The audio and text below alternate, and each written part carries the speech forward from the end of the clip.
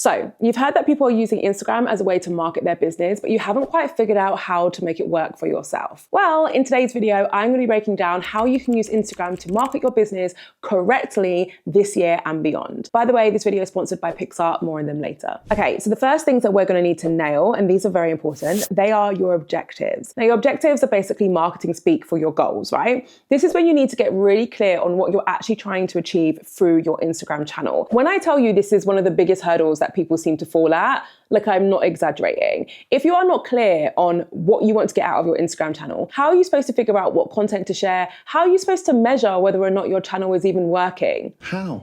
Like, if you don't know what working means. Do you know what I mean? What's that phrase? Like, you can't get to the destination without the map. I'm almost 100% sure that I just made that up, but it works, so we're gonna run with it. So on Instagram and social media in general, there are usually 3 objectives that you're probably going to want to pick from. The first is referring to awareness or reach. This is basically when you decide that you want to use Instagram to broaden your audience, right? You want to reach as many people who would be interested in your product or service as possible. The second type of objective that you might want to pick is more to do with community building and engagement. So if you choose this objective, you are basically saying that it's not about how many people see my content, it's more about how they respond to it. The third objective that people commonly choose from, and this is usually people's favorite, is sales. It's sales, it's conversions, it's advocacy. It's basically you saying, I'm going to use my Instagram channel because I want to make money. I'm using my Instagram channel to sell a product or a service. So there are 2 ways that you can go about picking your objectives for your Instagram channel. The first way is like your beginner level, which is when you just pick one of those objectives. You just listen to the 3 that I've just detailed and you say, I'm going to focus on community building, I'm going to focus on sales, or I'm going to focus on awareness and reach, right? That's like the beginner level. The more advanced level is when you balance all 3. This is actually a very important stage to get to at some point when it comes to your Instagram marketing strategy, because really the most successful brands in the world manage to reach a lot of people, engage their audience, and sell their products like simultaneously through their content. But that is a fairly advanced form of marketing. I do have a masterclass where I'll teach you how to do that. So if you want to be a bit more advanced and you want to balance all those 3 things amongst each other, I'll link to it below, because it does require me to go far more in depth than I usually would in these YouTube videos. So let's just stick with the beginner level for now. So we're just going to pick one of those 3 objectives, and we're going to keep that in mind as we move through the rest of the steps that I'm going to talk about in this video. Okay, so now that you're really clear on what you're trying to achieve for your Instagram channel, we now need to figure out how you're going to achieve that. Now, for most of us, the way in which we reach loads of people or engage our community or sell our product is through the content that we are creating. So let's take a second to talk about the different types of content that you should be sharing on your Instagram channel. There are a few like rules or concepts that I'm going to focus on for this section, and they're very relevant to like what's working on Instagram right now. So these are like up-to-date tips. The first is to ignore the what and to focus on the why. So when you are trying to sell your product or service, when you are uploading a piece of content where you think someone's going to look at this and they're going to want to go and buy, I was going to say my coffee machines, but like, how many of you are selling coffee machines? What a weird product for me to jump to. My notepads, right? So you're thinking, okay, I'm going to upload a photo of my notepads and I'm going to share it and everyone's going to love it. It's going to reach so many people and I'm going to get so many sales. When you approach content creation from that lens, you're actually focusing on the what. So you're probably going to upload a photo of the notepad and you're going to say, hey guys, this notepad has 93 pages in it. It's made from this material and it looks really pretty. That is the what. You're describing what the product or the service is. What I want you to do instead is to focus on the why. Why does this product matter? Why should your audience purchase your notepad? Is it so that they can journal? What's the transformation that they're going to get as a result of journaling regularly through the use of your notepad? Tap into the why, because the why is a far stronger message than the what. The next golden rule that we're going to cover when it comes to the content you should be creating is creating graphics for your Instagram channel, but doing it the right way. So when I talk about graphics, I'm talking about things like this. I'm going to show you an example of a graphic that I used to share on my own personal page. And whilst these are still fine and can still work for some people, the style of graphics have evolved quite a lot on social media. So you want to ensure that you're creating graphics which are the best quality possible and which are actually going to help you engage with your audience. Graphics are really great for educating your audience on who you are, what you're about, starting a conversation, all of that good stuff. So in order for you to create a graphic that works for you, I recommend that you check out Pixar. So the specific tool that I want to show you today are their video templates and their animation feature. So if you open up my Pixar and let's go to Instagram story. So let's say that you're in a scenario where you you want to upload a graphic to your Instagram story to promote the latest drop of your new colorway of bags, right? You're going to click on create design, and on the left, you're immediately going to see a bunch of different creative templates that you can choose from. There are genuinely so many, but these ones, there's one up here. I love these ones. I think they look so good. Here we go. Let's click on this. So here you can see this lovely template that is generated for you. And of course, you can change all of these different elements. So you can change the text as in what it's actually saying, in addition to the design elements like the font, the size, all of that good stuff. Of course, you can change this photo as well. Now, the other thing that you can do, which is going to help you create graphics which are at the level that they really need to be in this day and age, is to use the animation feature. Previously, back in the day, graphics like this, which was super static, were totally fine. However, I think we're all aware that we're moving to a video first world where most people want to see some kind of movement, even if they're just looking at an Instagram story. So that is where the animation tool comes in. So I'm going to click on these three dots. I'm going to click on animation, and then it's going to allow me to select an object. So these are different objects within the design, and to add an animation to it. So maybe I want it to fade in or fly in from the right. That's quite cool. I might pick that one. And then maybe I want coming soon to drop down.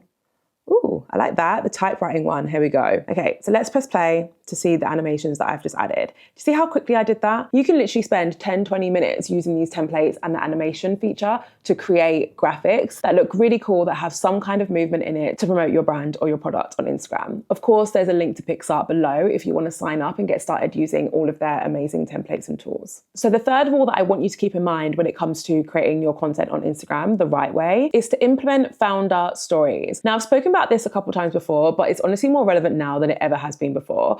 People want to hear about you, the founder, or your team more than they actually want to hear about the product or the service that you offer. And I know that's probably a tough pill for a lot of people to swallow. I found this really difficult when I was starting my brand, and I still struggle with it sometimes now. Sometimes all I want to do is focus on my niche. I want to talk about marketing and content creation and entrepreneurship, and therefore my membership and the different things that I create. And every now and then I have to remind myself that actually, in order for my messaging to land with my audience, I also have to talk about me. I have to share the behind the scenes of how I'm running my business. I need to talk about the story as to why I created my business in the first place. That is the thing which allows your audience to emotionally bond with you and your brand in a far deeper way than they ever could if they were just hearing about your product, your service, or the niche that you're in. Okay? A brand who does this really, really well is Odd Muse. If you're from the UK, I mean, they're probably global. If you're from the UK, you've probably seen them on your For You page or wherever else so much recently. It's because their founder, I think her name is Amy, does such an incredible job at showing up online. She is